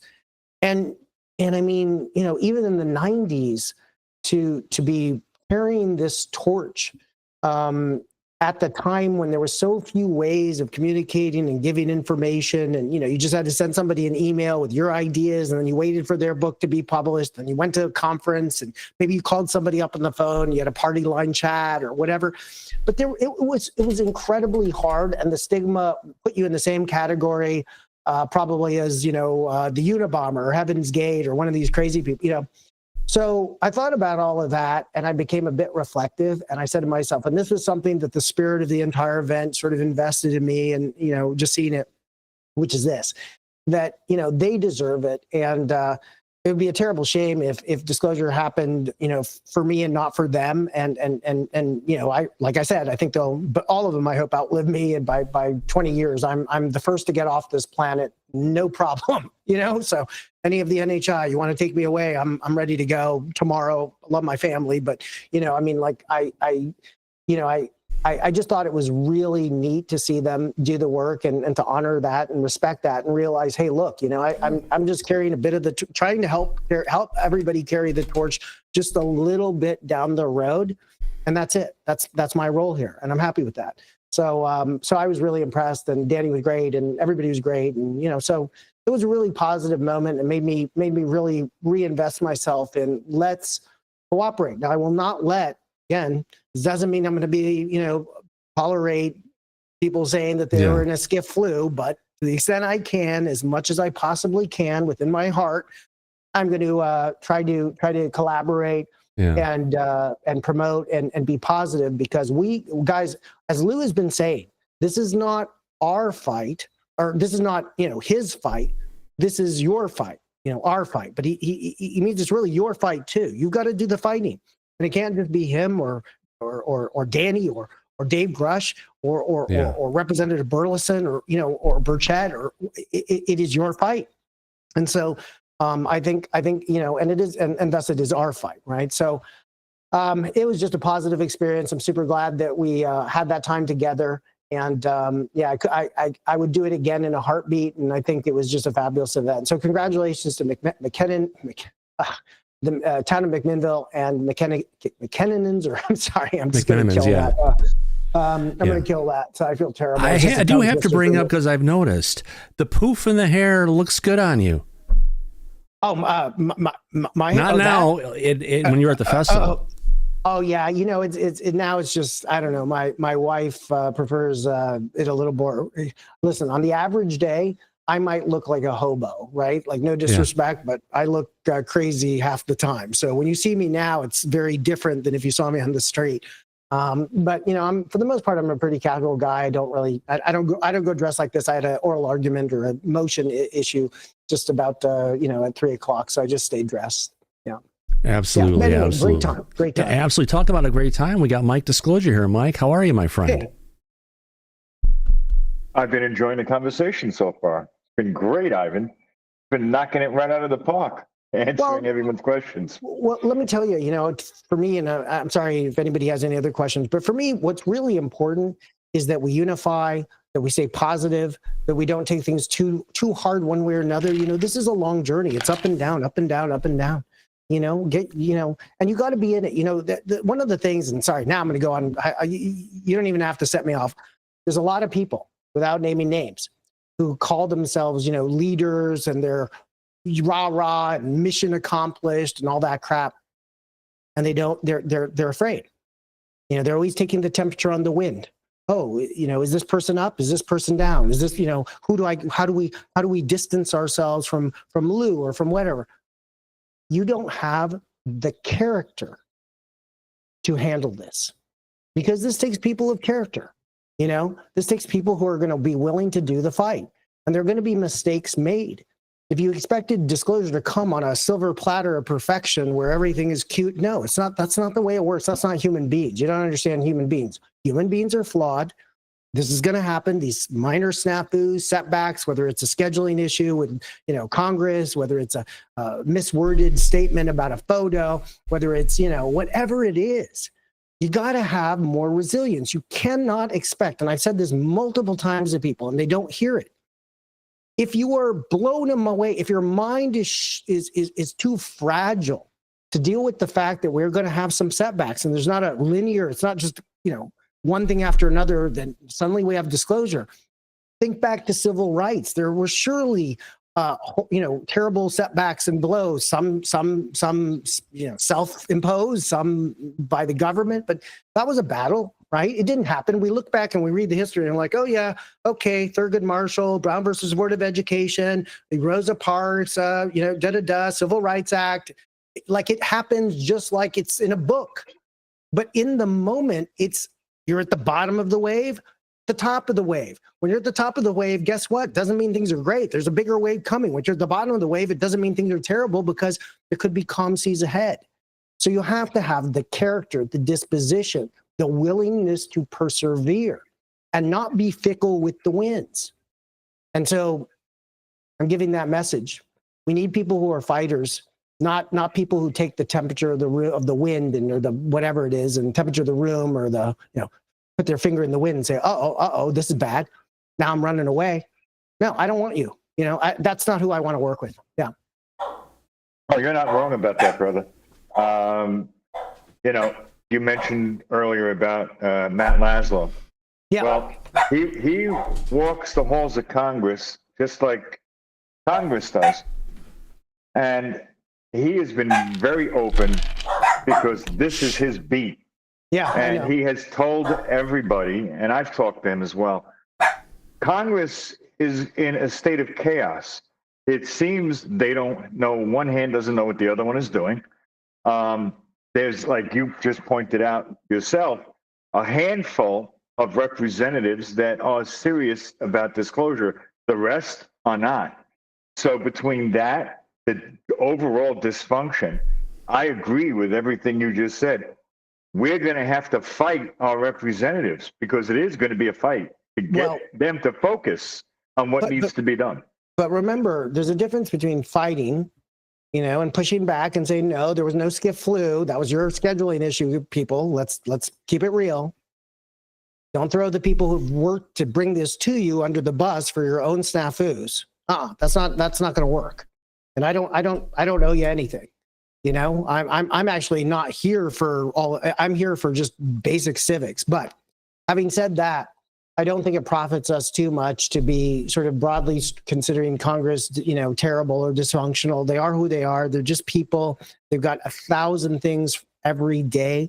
They have many issues. Some that maybe they don't disagree with, party issues, international issues, domestic issues, constituent issues, personal issues, all of it. So I agree with you that we do have only a handful of people in Congress, but guess what? That means we have to throw a better party, right? Instead of being angry that people aren't at our party, we need to create a better party so that we attract more people. And I don't mean political party, but like, a movement, a passion thing, so that people say, you know what, this is a really fun party. Let me be a part of it. But right now, our party, the party we're throwing is so divisive and so angry and so blaming. And then you have the people who might be part of, intentional, or who are trying to debunk and be negative on for their own reasons that are not good. We need to create a much more fun, positive environment. And I think that's what's going to attract some more members of Congress. And I think we can get it done. So let's not totally make Congress the bad guys. They aren't our enemies. We need to do a better job of making this more inviting. I suggest we all collaborate and lobby very formally, but that would be my idea. Maybe I'm totally wrong. Different organizations do their own kind of informal lobbying, and maybe one of them will succeed. I don't know. But I do think that if we all collaborated together and worked together much better, even, set aside our small differences and just work together, maybe we get another 20 congressmen. And then when one of them says something weird, we say, okay, that's cool, but we understand, but we're going to work with these others, or we're going to, we need more people. We need Democrats in the House of Representatives to participate in this. Well, right. And I think there are some like Garcia who seems to be interested, but I don't know all of the Democrats, and maybe Eli Crane seemed to have his chief of staff had some interest, and there might be many more. You know, I don't think this is a partisan issue. I think these No, people, it's not. And I want to get both parties together because we need it. I think there's of the 435 members, I think that we have experiences in there too who just don't talk about it. I'm going to guess. You know. So yeah, I think we have a lot of good things coming our way. I think there will be a SCIF. I know Lue is perfectly willing to go to one. I know that Chris Mellon, I mean, I don't know for a fact, but I'm going to assume that, you know, he's been of service. Again, just going back to him, what a brilliant man and a person who served his country. And he could just retire. He's 70 years old. And I think, or somewhere around there, he's you know, up there. Maybe he's in late 60s. I don't know exactly, but you know, he's of retirement age, and he's spending his time on something as esoteric as UFOs. I mean, imagine you were in the 90s and you heard, "What are you doing, you know, Uncle Bob?" And he's like, "Well, I've decided to focus my life on UFOs." You'd just be like, "Okay, Uncle Bob lost it." Okay, but instead, no. What is he doing? He's spending his time, effort, at a time where he doesn't have to do any of that. You know, he could walk off into the sunset, which I think he should, you know, also do, and enjoy himself. And I don't know him well. I've only met him maybe a couple of times and had a few, you know, messages, but he seems nice enough, right, Ivan? He's not. He's a gentleman, and he's a scholar, and he's a real intellect, you know. Oh, absolutely. I've and he seen and him. Lue are a funny, like an odd couple, right? Like they're an odd couple because he's very, you know, very erudite, and Lue is enormously talented in a very different way, right? He has a tremendous human touch. He has a tremendous empathy. You know, the reason why he's so good at impromptu speaking and feeling with people is because he rides your emotions. You know, he feels what you feel. He's an emotional person by his own admission. And so when people criticize him, it does hurt his feelings. He feels sad. But then, you know, he picks himself up. He's, you know, the definition of a courageous person isn't a person who has no fear. It's a person who overcomes their fear, overcomes their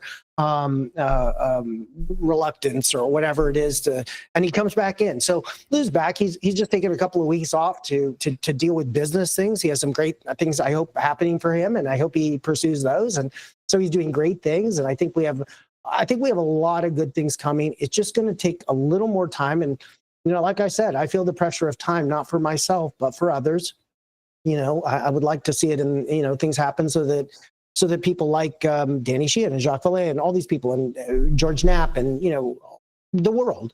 But you know, the people who put in the time, I would like to help if I can. However, I have a very limited role in this. I am very limited. I'm for the most part a civil trial attorney, and my skill set is not so wide.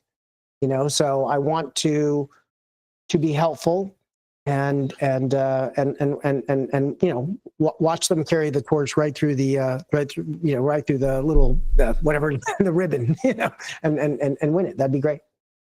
Well, to my knowledge, my friend, I know that you've actually been very helpful and have done a lot of great work to move disclosure forward. And you're humble, and which is a good sign. But that's just evident of who you are as a person, which maybe I'm a little biased because we're friends, but you're a very good person, Ivan, and you're something that I feel this community strongly needs to help unify everybody, because there's a lack of that going on lately. I do appreciate that, and I'd be rude if I didn't accept and appreciate and say thank you. And yes, we are friends, and yes, I've you know, many people, you know, I appreciate anybody who, you know, any recognition, and thank you so much. But I know the truth of it. You know, I am proud of some things. I mean, I created a fun signal group called Convergent Interests, and I left it, but you know, so that people, and its main rule, right? The main rule of Convergent Interests is that people self-regulate, that you got to be good to each other. You can't wait for the aliens to come to be good to each other. You got to be good to each other today. And so, and so it's, you know, it's running, it works. There's conflicts, there's good things, there's bad things, but I believe in us. I believe in the community. I saw it when I was in McMinnville. You know, you saw those people working together and collaborating and giving their own ideas, different and the same. It's really beautiful. So that's the spirit I want to approach things. I'm 54 years old. I'm not going to live forever. And so this is the time to be the better person. Yeah, to be better. And that's my goal. So I'm trying to be better, and that's it. Yeah. And you've been doing one hell of a job so far up to this date. But for your information, because you mentioned Chris Mellon before, he was born October 2nd, 1957, which means he's currently 67 years old. Yes. Okay. Well, I don't know the exact age. You could have told me he was 60 and I would have believed it. And so he's, however old he is, he's, the main point is that I know he's reached a retirement age where he can do kind of anything he wants to do. And I know he's given tremendous, longstanding service to our country. He was Assistant Secretary of Defense, I believe. He could call it a day. He doesn't have to be. But he's a Mellon. He never had to work with the money they have. No. Wait, let me clarify. Okay. I don't know that much about him, but I will say this. I don't know that he never had to work. I think rather, and I don't know his family history, but I do not think it was easy. I think people misrepresent, you just hear the name Mellon. It doesn't mean, everything's life is on a silver spoon and there wasn't hardship. So I hear what you're saying, but let's not. Yeah, he's a great man for what he's been doing. My God, and he's putting his time into it, and he's taking on more responsibility with his new role as the chairman of the board at UAPDF to move things forward. So, wow. Look, all I can say is like people I think assume everybody. If you're a Mellon or you're a this or you're that, you're going to have all this money, Look, I hate to say it, but like probably, I don't know what Elon Musk is worth, but I think some of them have probably been disinherited. If you're a Musk, does it mean you're a billionaire? It doesn't mean it, So I don't get into that. What I do know is all I know is the ground reality is that I saw him putting in the work, and he had traveled quite a bit. I don't think, I think maybe, let's say, maybe he had a cold. I don't know, but I will just say that he was, he makes great efforts, and he's a very good person. He is extremely calm. He is thoughtful. When I read his writings, as we send emails and so on, I would see them and I'd say, "Wow, this is a smart guy." So and the fact that he's friends with Lue, and those two have this sort of odd couple relationship. Lue will kill me. I'm sorry, Lue, but Lue's the Leroy Jenkins of ufology. Barges into the room and tries to get people excited, and and all of that. And then Chris Mellon's like, "Okay, hold on, let's plan." Well, anyway, so it's a real fun combination of people. And if we don't have fun with this, guys, if this is always a negative thing, with negativity, this guy's negative, that guy's negative, and sniping, it's not gonna. What's the point of all of this? If I want to have no fun, I'm just going to go back and do civil litigation all the time and have people fighting over millions of dollars. And it's like, come on, let's make this fun, but take it seriously. Do good work. Try to assume everybody has good motivations, even though definitely some do not. Certainly the people who are hiding this, whoever those people are, whatever group those are, they're crazy. I'm not saying they might not have some reasons, right? There may be security reasons that we need to look into. And I've never been for controlled disclosure versus catastrophic. I haven't bought that binary. I think we can have disclosure without there being a catastrophe and being perfectly controlled, but there is information you'd want to control if this technology does exist or if there's some weird things about it. I don't know. So within reason. I said you could control certain technologies if in fact they could be dangerous publicly within reason and moderation. Well, we say that, but boy, let me give you an example of a technology I have a lot of worry about. And people don't worry about it much, but, there are people, the jihadists out there who would destroy the earth because they think they're going to, God. And if they adequately were successful, if they use their powers of insanity to modify an organism a la COVID, but did it without, caring about the rest of us. They were happy to die, and they somehow produced something very virulent that was equally transmissive, but far more virulent, far more lethal than COVID was. We might not just have 1 million dead in this country. We might have, 150 million dead. So this is a technology that is real. I don't know how easy it is. You have to have a certain brain and so on. But with AI and genetic engineering, that's a very serious threat to all of us, because there are crazy people out there. And then with the UAP stuff and then the drone stuff and it all coming together and AI, like we got to start really getting the best minds in this country to tackle issues. Lue, wants to deal with drones and UAP and bringing disclosure to America. What thereafter happens should be a collective democratic decision, perhaps including, an international framework so that we collaborate and deal with this reality. So I do see where people say that there is caution to be had about new technologies and even, these phones and social media. I mean, it's great. I wish I had it when I was a kid. I could talk to my parents. I was very close to them. I don't have any siblings, so I only have my wonderful wife and my son, but I don't have a big family. And if I had had this technology when I was a kid to be able to just call my dad and talk to him for an hour, instead of going to a payphone and punching in an 80-digit code and standing under, cold snow and all that. No, these things are great, but they've also caused a lot of mental dysfunction, a lot of anxiety, a lot of fear of missing out, a lot of, just all the negative things. So technology, I'm agnostic about. I don't think it's our problem. Our problem is in our hearts. And once we start manifesting, treating each other better in this world, then we can look forward to whatever is, coming up or down from the next. I don't know. So that's my point of view. Well, I could make a quick point to that, Ivan. I'm sure you saw the task force's JFK hearing, the first one, right? I did not actually have the time to watch it. I appreciate you did, but I don't. Oh, okay. Well, tell me. Let me give you a recap real quick. When David Grush had testified 2 years ago, July 26, 2023, Thomas and I covered that, obviously. And it was an interesting time. We had bipartisan support in Congress for disclosure. But when the task force just did the JFK hearing, it was such a partisan shit show that the witnesses that were testifying had to step in and tell the political left that was pushing back against the political right and was putting the witnesses in the line of fire and asking them to choose the left or right. They actually had to push back at one point and tell the Democrats, this is not what we're here for. We're here as subject matter experts on the JFK assassination, and we're not going to answer or get involved in political partisanship. But it was on full display that recently, when they had this hearing, that we no longer seem to have any type of bipartisan efforts moving on a grand scale within Congress itself.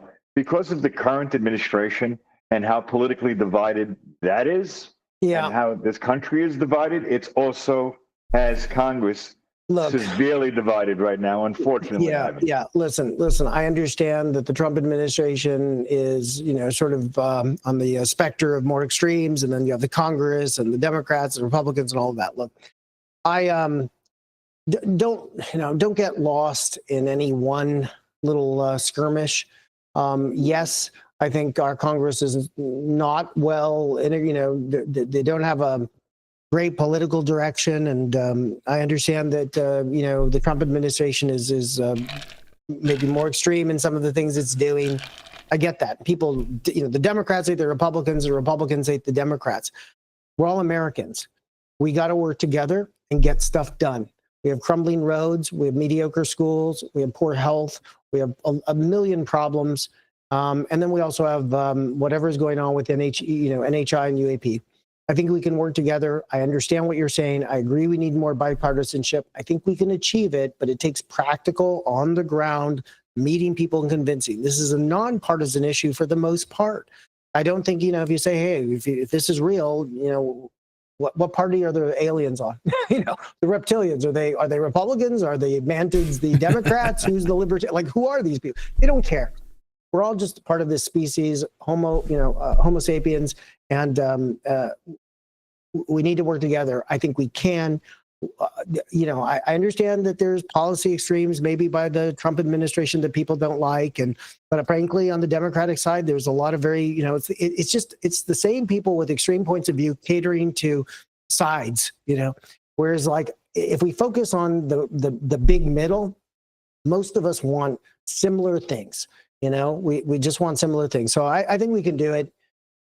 It just is going to take more effort, more collaboration, and it probably is coming. It's just we're people profit politically and emotionally and otherwise by being extremists because there's such deep frustration. I think this is a manifestation of our own internal frustrations, right? That people are in their own lives for 1,000 different reasons feeling unhappy.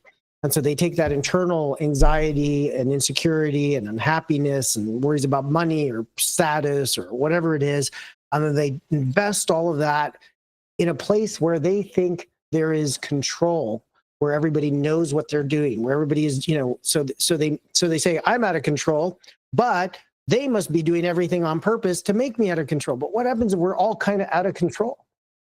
That's the scarier part. What happens if Congress is really actually a reflection of our internal angst?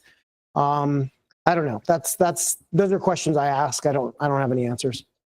Well, I agree with a lot of the points that you made, but I think a recent example of just how divided this subject is, with that photograph that Lue had held up, that he made the disclaimer before he even brought it out and said, look, I haven't vetted this. I had this and 100%. Right. So he put the full disclaimer out.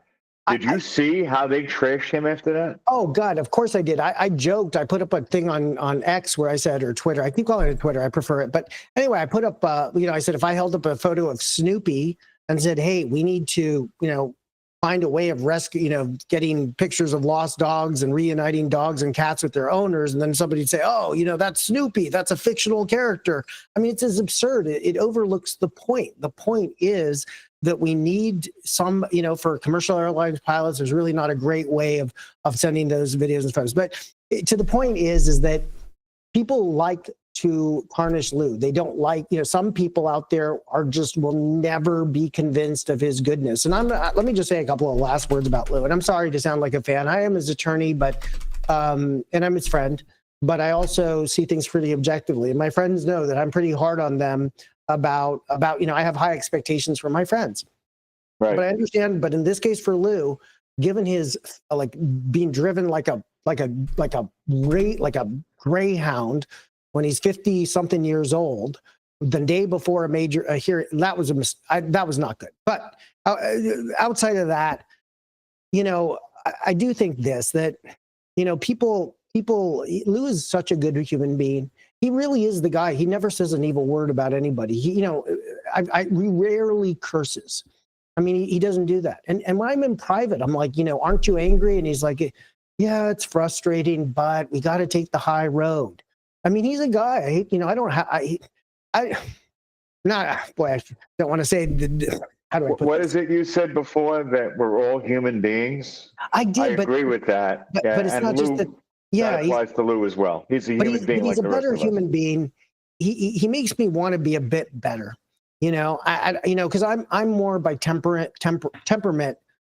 I don't love fighting. I wish I didn't have to do it. I wish people could be reasonable.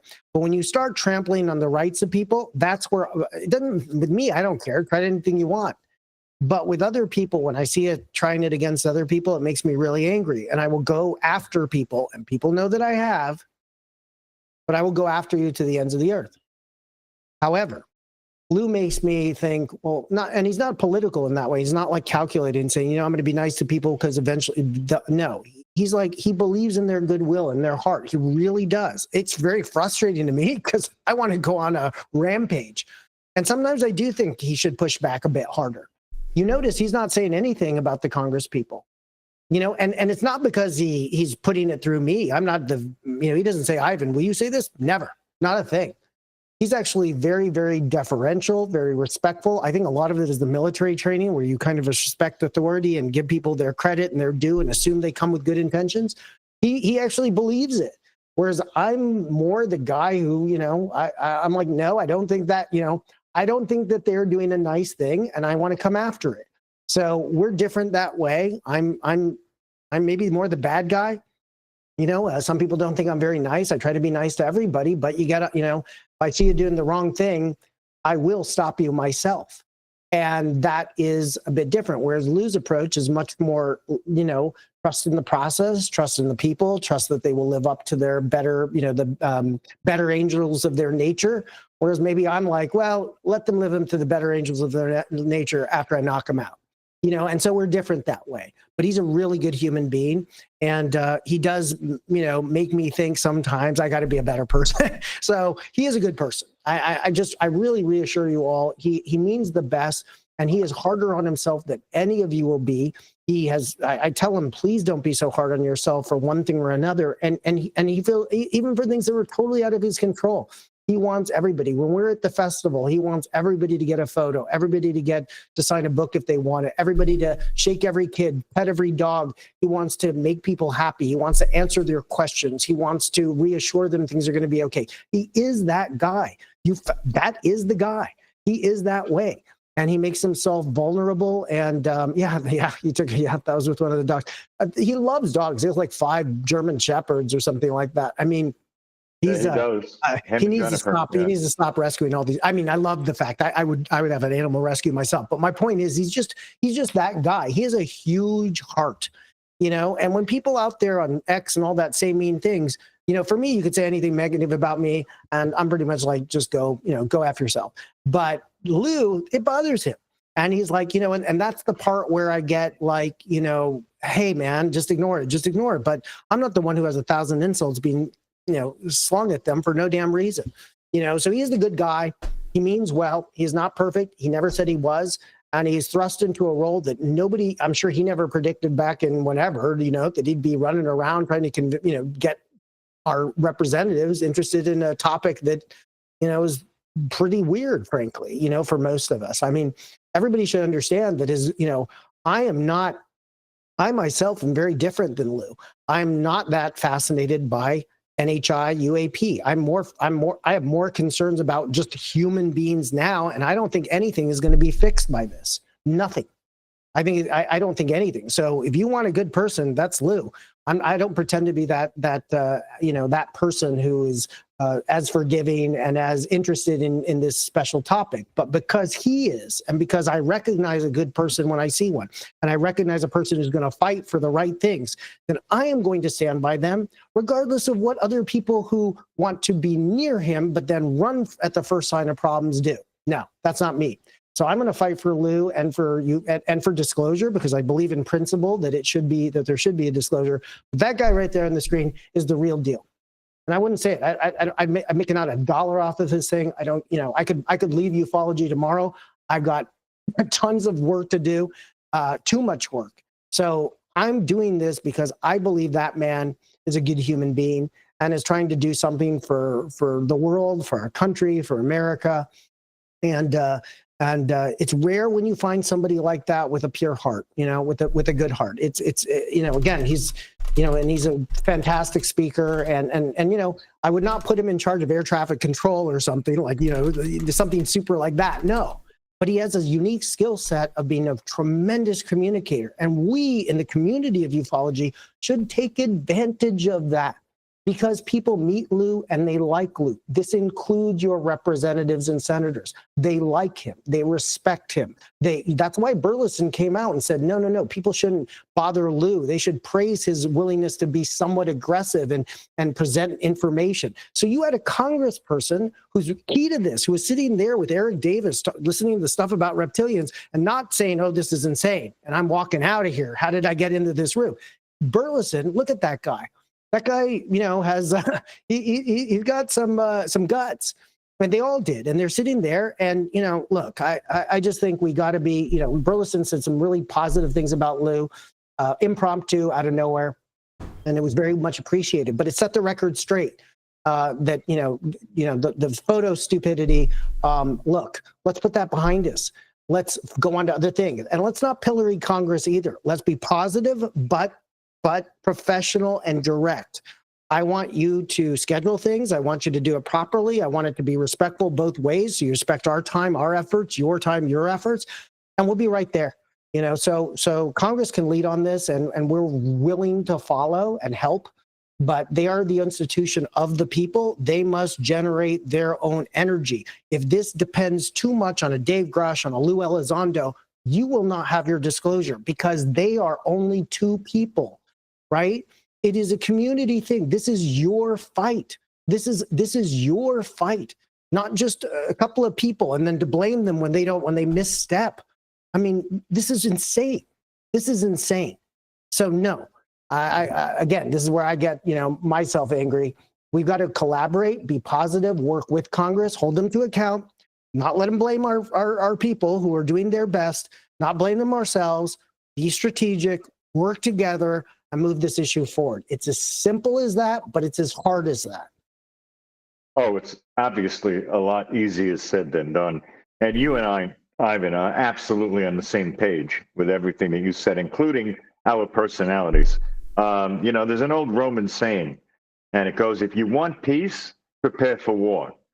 So I'm of a mindset like that, and I'm ready to move and fight on behalf of attaining that peace. But my personal opinion of what's been occurring in Congress lately is that when they postponed unexpectedly the scheduled May 12th UAP hearing from the task force, they did not reschedule it, but they did announce, Luna announced that she's going to instead be doing the second JFK hearing on May 20th. Instead of the UAP one. Listen, why that is, there's been no, I don't know that there's any explanation given, and I'm sorry. None. And I'm sorry, but those, when I see those posters with, there's always sort of a clip, and then there's a couple of little things in these little, the posters they put on X, right? Yeah. I'm like, is this a vision board? Are you trying to, what is this crap, right? Like, I mean, what is this crap? Send out a notice. You can publish something. It doesn't have to be on X. I think there's probably places in Congress, to do that. So I don't understand what that's about. I don't know. Maybe the JFK stuff. Listen, I don't know what's of interest. I don't know if it, I can't speak to her. Is she more interested in JFK or RFK or what? Not RFK. Whatever it is. I don't know what she's interested in, but I know she's positive in general towards this issue of disclosure and ufology, how she wants to do it. But I don't attribute without further proof that this is some conspiracy to defer and so on. We are just to get in a pragmatic, prosaic battle to get more representatives interested so that this particular issue of disclosure comes in. And I think we should tie it to the drone issue. We should explicitly tie and then deconflict, if you think strategically, because these drone things are real. And I'm telling you guys, I mean, one day we'll have a problem with drones here in the United States, and then people are like a real problem. And then people are going to be like, well, who was saying anything about drones? And there'll be Lue Elizondo saying, I was, and many others too. So we need to look at this, and the same stuff that could look at the drones and figure out if, where they're from and who they are, or whatever. The same technology and concept could be used to also ascertain which of these things might be UAP. And, I've heard from people that, some of the things in over the East Coast might have been not anyone's, right? Not prosaic. Yeah, whatever you want to call it. Now, it could be very advanced American tech or Chinese tech, or it could be from, whatever. But we need to investigate this stuff. This is, the utter, I mean, Oh, no, that's a serious issue that nobody's really talking about. Now, Thomas and I covered this drone flap when it started back in November every goddamn day. Yeah.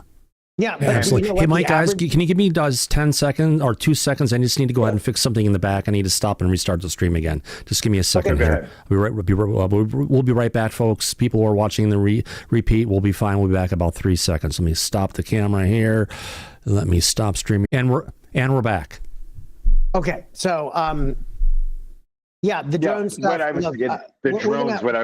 was saying is, you have to take it seriously, and you can't brush it under the carpet, because we don't know what they are.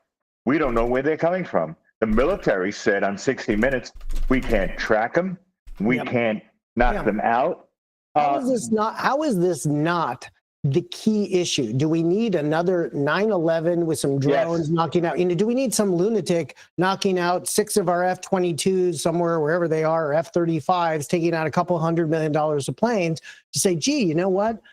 These drone things are really weird, and some of them are not just little quadcopters and whatever. They're weird, and they're doing weird stuff. I don't know what it is, but I'll tell you this.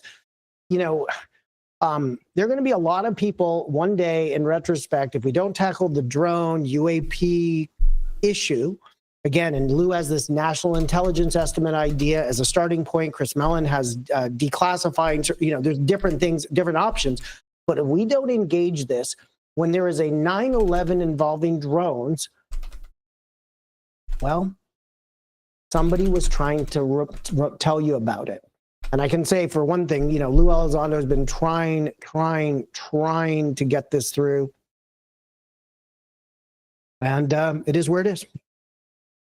Right. And like Lewis pointed out, this is a national security threat with these unknown objects over our homeland.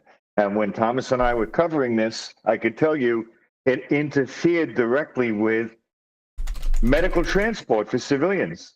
Oh yeah, I mean, look at it. It's crazy. Even if these objects are all prosaic, it's still a strange phenomena, and people could, it caused chaos anyway. Look, I don't know, but I think this is a serious issue. We need to engage it. And I know I've taken a lot of your time today with my own talks, but I just wanted to share with you at least really what happened in Congress and where this came from. This snafu in Congress is, I look at it as kind of like a snafu, right? This is a scheduling issue, a snafu, security clearance issue. It can all be redone. If it doesn't get redone, it doesn't mean there was evil at play. It just means maybe things didn't work out, or people weren't as interested as they presented, or they just got busy, and we can come back again and have it happen again, right? Personally, I think there is resolving JFK, and I understand people think it's tied to the UFO thing, and it might be. I don't know all of that. I mean, I've heard it. I just don't, But I think that the drone UAP issue should be ascendant over JFK. But that's my opinion, because that's my particular fascination. But whatever happens, happens. All I know is, in the meantime, let's work on new members of Congress. Let's collaborate amongst and between organizations and individuals. Let's put aside our differences and differences in perspective and in process and in method. Try to work together, do positive things. Support the good people. Support Lue Elizondo. Support Dave Grush. Support the people. The new gentleman, Mr. Brown. I don't know much about him. I don't know if he's. I don't know much about him, but I've heard he said some very interesting things. Support the Jake Barbers, support the people who are trying. I do not promise that each one of them, will come out with some, is correct or right. I don't know.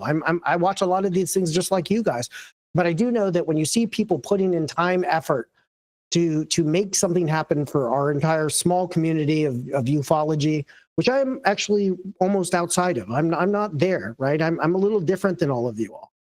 But work together and demand positivity, and don't make Congress all bad nor certainly all good. There's they're just people. We can make this happen. It's just a very it's like a simple but hard thing. It's not that hard to build a building. Remember, there's that saying. It's not that hard to build a structure, to build a house, but it's real easy to burn one down. Right? You just get a match, boom, it's gone. But to build it takes a lot of effort and a lot of planning and a lot of stages and a lot, and you invest all, and it takes it all. So we got to build this house of disclosure, but there are a lot of people out there playing with matches, and they need to stop. No, you're absolutely right about that. Everybody needs to be on board with the same point about defending our homeland, so we're not exposed to any threat, be it national security or otherwise. And we need to know the truth about disclosure and work together, because, like you said, that should absolutely be a nonpartisan issue. There's nothing political about it that I can see at all. All right, I'll take two questions. Any two questions from anybody, or I'll roll out. Anybody? Ed, any questions from you? No? No, I'm good. No, I think we're good. Thanks so much. Anybody last questions? Happy to take them. But otherwise, listen, I wish you all an excellent start to your week. Please don't give up hope. Find that community that gives you power and resources and energy to be inspired to move forward. Thank you for this opportunity to be on your show again. I always enjoy it. Sorry, I sometimes go on my soapbox because I do feel things, and I'm passionate about this, even though this isn't my personal mission. Lue Elizondo, great guy, good human being. Give him your love. Same with Dave Grush. I know he's trying. I don't know all the ins and outs of it, but I'm sure he's doing the efforts that he can. Christopher Mellon, again, another great human being, very nice people. Danny Sheehan, just rocking it out there. George Knapp, Jeremy Corbell. This is part of our community. This is the community that you guys have. you can lose these people, right? From one thing or another if you push them too hard. Let's not lose our heroes. Let's keep them moving forward so that we all work together. So thank you very much. That's all I have to say for tonight. I'm exhausted, and I just appreciate you all for for listening to me for a little bit. I'm just a random lawyer who's trying to do the best I can. Yeah, well, thank you for coming out tonight, Ivan, and making time. Right. You've been really busy lately, and you have a wonderful evening. What's left of it? We're wrapping the show up as well, Ivan. Okay. So stick around for a few minutes when we close out and end it back. Absolutely. Thanks. Sure. All right, really quick. I want to thank everybody for coming out to this episode of Disclosure tonight. What a great guest we've had here. What a wonderful conversation. Thanks to everyone in the back. Thanks for Mike to show up on such a family day today. And on that note, I want to go ahead and thank everybody for wonderful super chats for tonight's episode. Is it starting? Is it playing? I can't. I want to go ahead and thank who am I thanking? Anonymous Rex, thank you very much.